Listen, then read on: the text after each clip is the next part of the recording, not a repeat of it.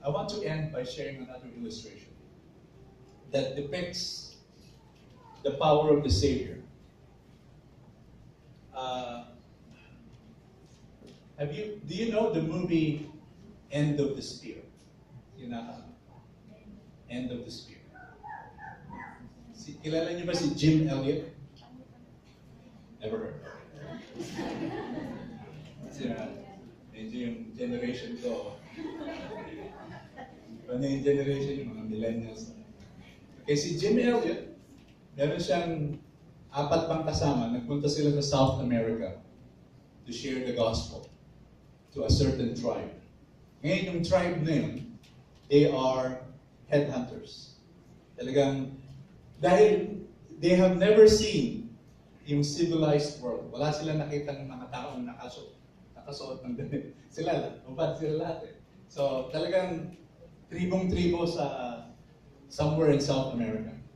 And sabi nung 5 magkakasama na ito, missionary, si Jim Elliot, yung leader nila, we will go there because Jesus came to seek and to save the lost. And so, one day, kasi they were advised not to go. Dahil yung mga tao pumapatay talaga. Kasi tingin nila sa'yo, you're a threat. So, natural reaction is to kill. So ngayon, the day before they went, yung pilot, ang pangalan ng pilot, Nate Smith, kinausap siya ng anak niya. Ay, nagpaalam siya dun sa asawa niya at sa anak niya. Yung asawa niya umiiyak kasi alam yung ibig sabihin. They could be killed. And then the son was there. And then sabi ng father, son, you know that I love you so much. Mahal na mahal kita. And then, nagtanong yung anak, matalino mga bata eh. Sabi niya, Dad, pag inattack ba kayo ng tribe, will you use your gun?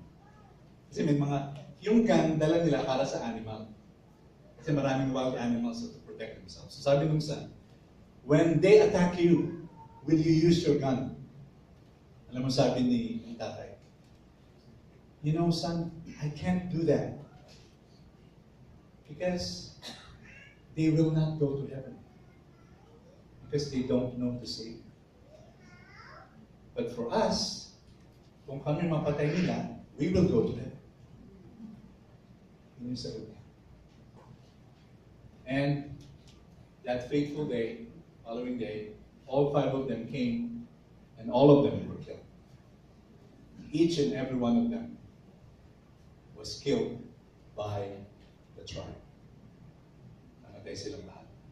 Because they believe that these tribes need the Savior. But hindi yun ang extraordinary. Isipin mo, wow, grabe. Nag-sacrifice, naging martyrs itong 5 ito. Hindi yun ang extraordinary.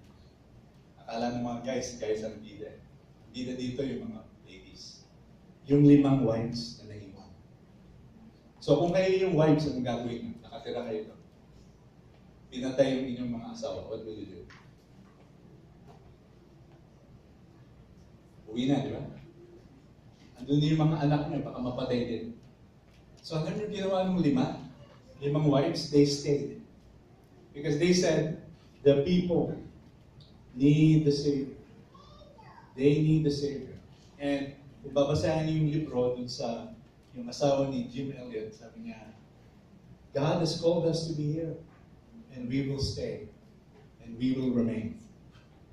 And so, because of their sacrifice, because of their belief that the Savior came to seek and to save the lost, one by one, the tribe people came to know the Lord. And even one of those people na isa sa pumatay dun sa 5, accepted the Lord. And then I think many years after, one of the guys, and nagkakwento dito yung isang wife, nakikita niya yung isa sa mga pumatay at yung kanyang daughter naglalaro. Because this guy already accepted the Lord and repented of what they did. Can you imagine? You know, you will allow your child to be with the former killer of your husband. Dahil andun yung pagmamahal sa Panginoon. Andun yung assurance that God is the God who saves. So mga kapatid, ito yung challenge sa atin. These people knew what they were going into. The 5 men gave their lives for Jesus because Jesus came to save and to save the lost. Because Jesus is the Savior. And the 5 women remained, and because of that, the whole tribe, literally the whole tribe, accepted Jesus. And because of that, the Waldani churches sprung up, and now they are declaring that Jesus is the Savior and Lord. Mga kapatid, as I conclude, we serve a risen Savior. That is one of my most favorite hymns. I serve a risen Savior is in the world today. He lives within my heart. Let's pray. Lord, salamat po sa iyong mensahe ngayong umaga. We ask, O God, that you would guide us, Lord, challenge us all the more to always be aware of your presence in our lives. Na kami, Panginoon, ay hinamo mo, niligtas mo, pinatawad mo. Lord, help us, Lord, to be used by you. Gabayan mo kami, Lord. Lord, forgive us for the many times that we are so busy, we are so distracted with so many other things. Help us, Lord, to focus on you. Help us, Lord, na ikaw po ang kikilos sa buhay namin. Lord, we ask for your grace. We ask for your strength. And for those of us here who came here with heavy hearts, some concerns in their hearts, Lord, I pray for them that you would touch them in a special way. Assure them, Lord, that you are the Savior. Assure them, Lord, that you are the God who hears and who answers prayer. Ikaw, Lord, ang sumasagot sa aming mga dalangin. Ikaw, Panginoon, ang nakakaalam ng aming dalangin sa aming buhay. Lord, may you touch them. May you be with them, Lord. And Lord, as we leave this place later, Lord, help us to be reminded that you are our Savior and that you uses us, Lord, to reach out to people. Gapitin mo kami, Panginoon, that your name will be honored and that your name will be manifested in our lives and that people will be drawn to you. Salamat, Panginoon. Pinupuri ka namin. Pinapasalamatan ka namin sa iyong kabutihan. Ito po ang aming samong dalangin sa pangalan ni Jesus. And all God's people say, Amen.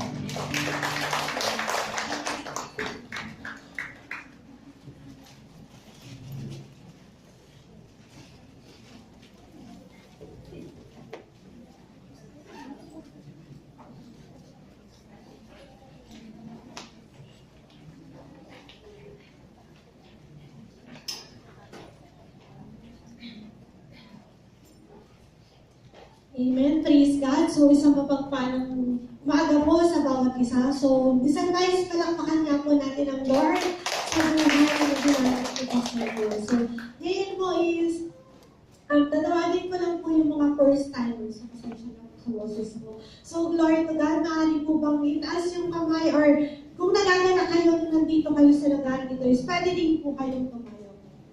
So, si Sis Annalyn Ramos, so, welcome po sa gawain ng Panginoon sa mga ito. And then, si Marjorie Gabriel. So, welcome po sa buhay niyo. So, unang-una po sa lahat is, papasalamat kami sa Lord kasi alam namin that there is a purpose kung bakit kayo narito sa lugar ng Panginoon po. So, just like sabi nga ng Pastor, diba? Dinala kami sa lugar na to, hindi lamang magtrabaho, kundi para gamitin ng Lord para sa kanyang kapurihan, para po i-share din yung salvation, yung Savior na tinanggap din po namin. And alam namin na ganun din po yung gagawin sa inyo ng Lord. And many more things to follow and blessings to follow. So, glory to God sa buhay nyo. And then, sa umaga po ito is,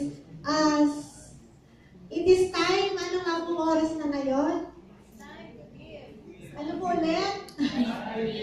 Amen. So it's time to give. So as the Lord give us the blessing through His Word, so it is our time naman ngayon to give back to the Lord. So sa umagang ito is may share po akong isang kwento ng isang pastor. So narinig ko lang po ito nagpunta sa isang pastor. So, meron daw po sa kanya nagpa-counsel. So, yung nagpa-counsel sa kanya is, napakayamang tao. Bilyonaryo siya. So, ito po is true story. True story po ito So, napakayamang ng bilyonaryo siya. So, nagpa-counsel po siya. And then, habang nag-uusap sila, tinanong ng pastor, kamusta yung puso mo or yung lagay ng pagtatites mo sa Lord, pagbibigay mo sa Lord. And then sabi nung napatigil yung mayaman, yung lalaking pinaka-counsel mo. Then sabi niya sa pastor, alam mo ba, na kung titignan ko or kung tutuusin ko yung pagiging tithes ko or yung 10% na ibibigay ko, is mas malaki pa siya kaysa sa presyo ng mansion ko. So, yun yung sinabi ng bilyonaryo. And then, nag-iisip yung pastor. And then, by the impression ng Lord, sabi niya, sige, ganito na lang. Since, sabi mo nga, masyadong malaki kung ibibigay mo yung 10% mo para sa Lord. Ganito na lang, mag-pray tayo. Alam niyo po ba kung ano naging prayer ng pastor? So, ganito sabi niya is, pray tayo. Ang gawin natin, ipag-pray natin sa Lord, nababaan niya yung income mo. Para, kung gaano kababa yung income mo, kung yun yung puso mo na ibigay yung 10% sa Lord, edi mas madali nga para sa'yo na bitawan yung 10% na yun. Kasi sabi mo, ang hirap ibigay, gawa nga ng mas malaki pa siya sa presyo ng mansion mo. So, ipag-pray natin sa Lord na babaan yung income mo para magkaroon ka ng puso na ibigay yung 10%, hindi ka manghinalan sa Lord. So, sabi ko nga, through the testimony ng isang pastor, I realize na tayo po sa ating pumusok-tatan, it is not our capacity yung nagiging problema sa pagbibigay. Amen po. It is the condition of our heart. Amen po. Yung condition ng puso natin yung nagiging problema. Kung tutuusin, kahit 10,000 ito yung kinikita natin dito sa lugar nito. Yung 10% doon, 1,000. Amen po. So, ang hirap pa po bang ibigay yun sa Lord? So, paano po kung 30,000, 3,000? So, ganun din naman po yung 10% at 10% pa rin po yung ibibigay natin sa Lord. Mas malaki pa rin po yung blessing na ibibigay sa atin ng Lord. So, sabi ko nga, ito yung pinarealize sa akin ng Lord na it is not the capability or yung capacity natin na magbigay yung nagiging problema most of the time. But it is the condition of our heart. Yung condition ng puso natin, yung condition ng isip natin, na akala natin is nalulos natin yung bagay nun. So, isa sa mga encouragement na nabasa ko is in 2 Corinthians chapter 8. So, it was the time wherein si Apostle Paul po and yung other apostle is nangongolekta po sila sa chapter 8 po, nangongolekta po sila ng yung para po sa mga church, ganyan, tapos yung And then, there is something amazing sa mga taga-Macedonia. So, lahat po sila is nagbibigay. And then, itong mga taga-Macedonia, sabi nga po dito sa chapter 8 ng 2 Corinthians, gusto nila Apostle Paul na lagpasan sila. Kasi nakita po nila na nagdaan sila sa tragedy or something na may paghihirap silang pinagdaanan. But the thing about these people's church ng Macedonia, so kung titingnan po natin sa chapter 3 ng 2 Corinthians chapter 8 verse 3, sabi po dyan, for I testify that they give as much as they were able, and even beyond their ability, entirely on their own. In chapter 4, they urge to pleaded with us by the privilege of sharing this service to the saints. So, ganun po sila na beyond their capacity or capability yung ibinigay nila. Kasi sabi nga po ng Lord sa 2 Corinthians chapter 9 verse 11, you will be made rich in every way so that you can be generous in every occasion. The truth as your generosity will result to thanksgiving to God. So alam naman po natin na sa bawat pagbibigay po natin is dito po sa kingdom ng Lord is ang purpose po ng Lord is para po i-share po yung salvation. I-share po yung gospel. So sabi nga kanina ni Pastor Bergan na, di ba? Even yung church nila sa Indonesia, until now, di ba?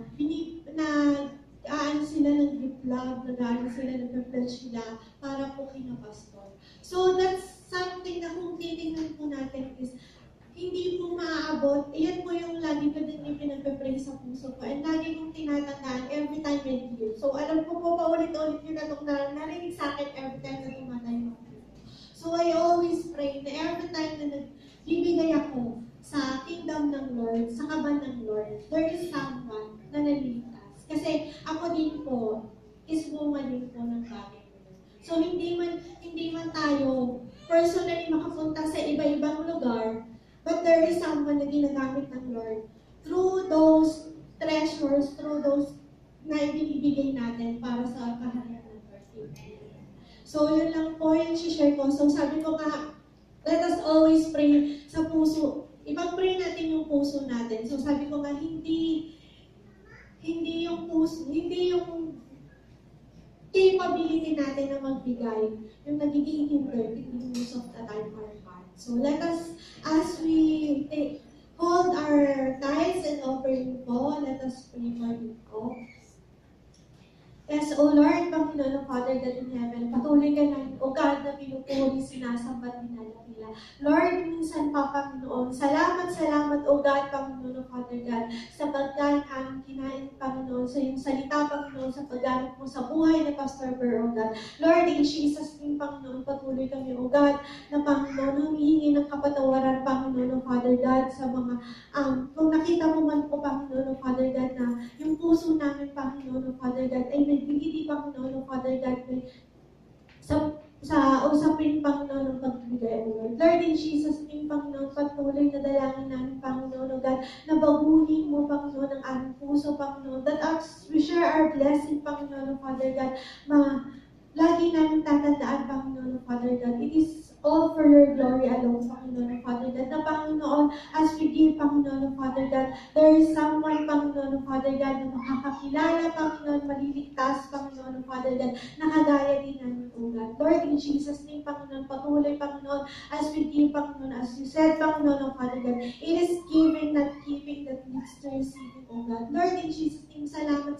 O God, for all the blessings that you have given to us, Panginoon. And Lord, allow us, Panginoon, to share this blessing, Panginoon, sa mga tao, Panginoon, especially, Panginoon, sa hindi pa po mga nakakakilala, O God. Lord, in Jesus' name, sa maghahawak ng salapin ito, dalangin namin, Panginoon, yung banal na pagkatakot at pag-ingat mo sa Kanya, Panginoon, Father God. In Jesus' name, Panginoon, hayaan mo na mga salapin ito, Panginoon, na aming ibabahagi, Panginoon, sa iyong kaban, Panginoon, Father God, ay, Panginoon, magamit lamang to expand your territory, Panginoon, God, to share the gospel, Panginoon, to share the Savior, Panginoon, Father God, that we have already received, O God. Lord, salamat, at patuloy, Panginoon, Father God, continue to bless your people, Panginoon, abundantly, Panginoon, according to your riches and glory, Panginoon, Father God. And Lord, Panginoon, sa lahat ng aspeto ng aming buhay, Panginoon, we claim, Panginoon, your favor, your provision, your blessing, Panginoon, Father God. Ito po ang aming dalangin sa pangalan ni Jesus. Amen.